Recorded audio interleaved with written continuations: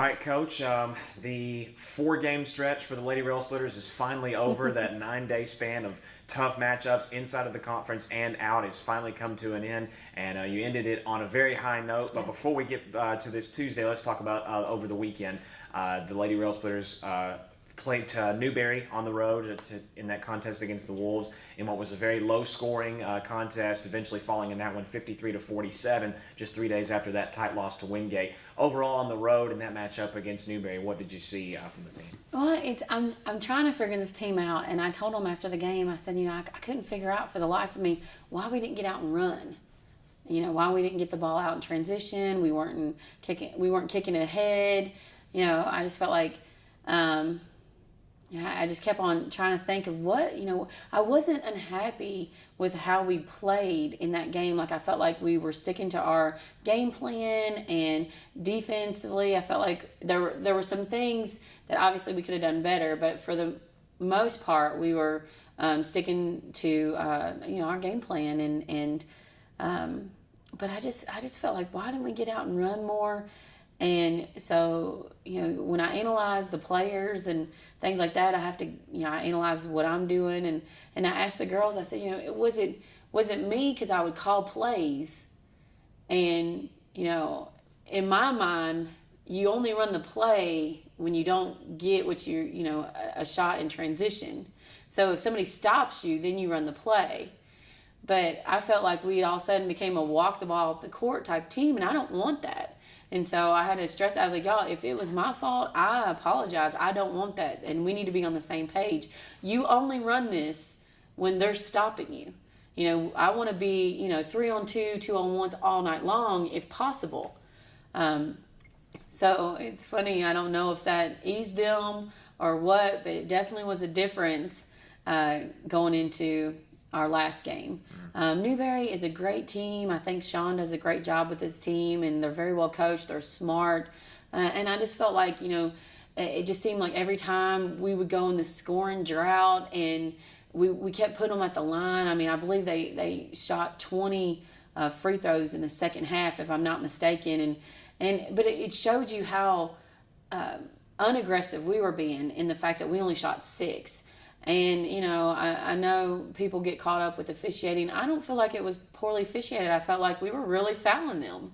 And it was just mistakes that we were making, and it allowed them to, score from the free throw line.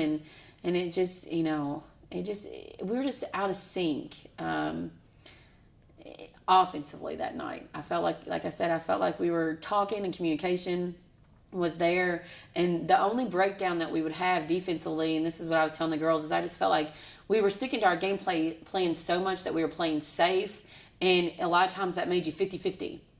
Whereas for me, and again, I just had to reiterate this to the girls, is just, I would rather you just be aggressive. I mean, don't make mistakes because you're trying to play safe. I'd rather have a mistake because you're trying to play aggressive. So, it was just kind of just trying to figure what we need to do, maybe what I need to say differently, and try to get us all on the same page. And I felt like, we hashed out some problems and got on the right page for last night's game. Yeah, you said it. I think the team definitely got the message to get out and run on Tuesday. Of course, the press that Southern Indiana really applied on LMU all night long kind of forced you to get out in that quick pace and really attack the press. And it seems like throughout the season, if there's a contest where LMU doesn't score as much on the scoreboard, doesn't put as many points on the board, the next game they make up for it and really, come up with a huge point production, 81 points, defeating Southern Indiana, giving them their first loss on the season. And what were your overall thoughts of that victory? Well, I just felt like, man, okay, here we are. We're back to the identity that we had last year, and the fact that we're getting out in transition. And I mean, last year I think we averaged over almost right at 80 points a game. And so I just felt like, we were getting back on that pace, and we were dominating the boards. And, yes, we had several turnovers that I wish we didn't, but for the most part I felt like, man, okay, we're finally in a groove, and our team, they're just clicking, and I just felt good about the game. I just felt like, we weren't frantic at any times. Even when Southern Indiana made a run there at the end, and we turned it over like 3 straight times, they gathered up and kind of calmed each other down, and it was never a question like we're going to lose this game. It was just hey, okay, so they've made a run, let's stop it, let's stop the bleeding real quick, and let's just get back on the same page and take care of business and finish this game strong. And it seemed like it was one of the most complete team games that the team played all season long. You mentioned the effort on the glass against a really tall Southern Indiana team. You got rebounded the Screaming Eagles by 17. It was 45-28 advantage. Just a huge effort there on the boards. And it seemed like just about every 50-50 ball went in favor of the Lady Rail Splitters. You could just tell that they really wanted that W. Well, the effort was there. I felt like mentally we were focused, and we stuck to our game plan, and I feel like we had contributions from everybody that came into that game. I mean, I thought Jordan did a great job. She hit some short corner shots that were so clutch for us. Quay did a great job, and Quay has been kind of either all or nothing in the last few games, and Quay's so talented, and she can score in so many different ways. So she brought out her little mid-range jumper, and that looked good for us. And of course, Shay was getting out in the press, and we found her, and she was scoring a lot for us in transition. And two, they had 43 continuing to try to guard Shay, and I think Shay made some great decisions. And so we had some great contributions from everybody, and like I said, I agree with you. I think it was a total team win. We talked about it in the post game after defeating Southern Indiana, that there was a huge contribution, as you said, from the bench as well. Yes. 29 total points. There was you kind of mentioned shifting that starting lineup kind of all season long to kind of game plan for your opponents. And overall, when you look at that box score, a career high for Quay Hines, a career high for Jordan Brightwell, and a career high for Maggie Jackham, is all in scoring. So it was really, from a coaching aspect, just great to see from the young team to be able to finally put the pieces together, because as we've talked about all season long, every game that the team comes up short in, it's very close, and they're in until the very end. And it was just a matter of staying consistent and finishing those battles, and on Tuesday they did that. Well, I think too, obviously they did a great job offensively, but those 3 kids and one other, Elizabeth Jones, I just felt like they did an excellent job defending Southern Indiana. Now, that first quarter, we didn't. I mean, they had 28 points, and there was a couple things that we had done against their post players and things of that nature. And, they had some great kickouts and everything, but, it really started inside, outside, and we weren't moving our feet. And we adjusted in the game.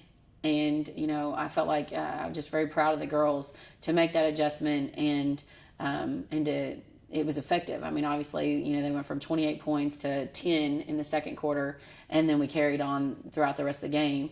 But I feel like our team in the first couple games that we've had, we would have given up and not made those adjustments, not been mindful of it, and it would have been more of an emotional game. Like, we would have hung our heads because we weren't doing things correctly, and we were getting scored on.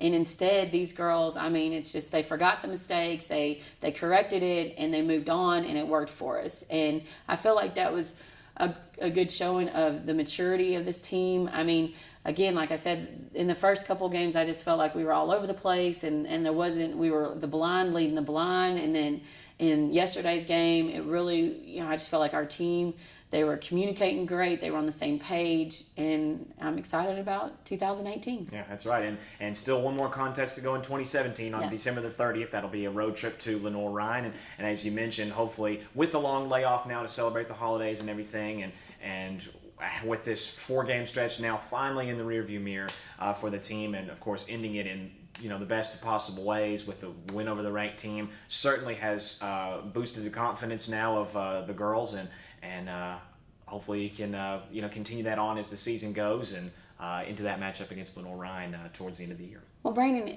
again, I felt like last night's game was a huge step forward, but we still have more pieces that we have not shown.